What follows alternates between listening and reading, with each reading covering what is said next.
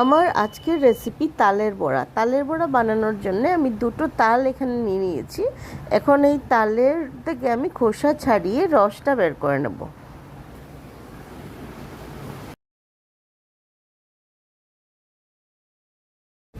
রসটা বের করা হয়ে গেলে একটা সাদা কাপড়ে আমি এটা বেঁধে রেখে দেব রসটা, যাতে এটা থেকে একটা তেতো জল বেরোয়, এই জলটা যাতে পড়ে যায়।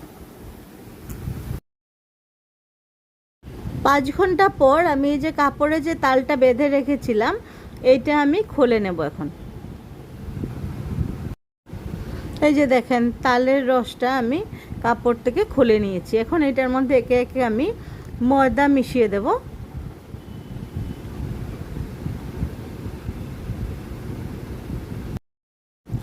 সুজি মিশালাম,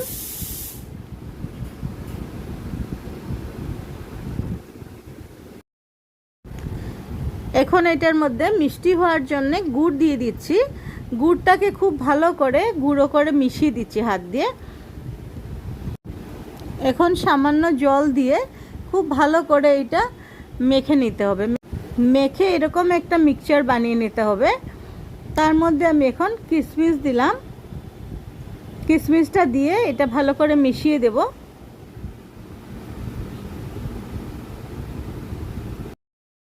এখন তালের বড়া বানানোর জন্য এই মিক্সচারটা রেডি।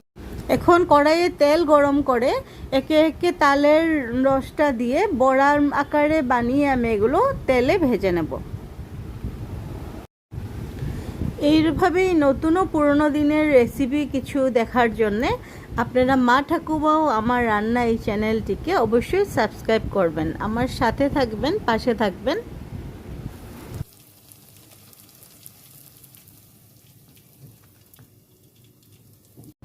আমার তালের বড়া রেডি। এখন এটা চায়ের সাথে সার্ভ করা যাবে। Thanks for watching my channel.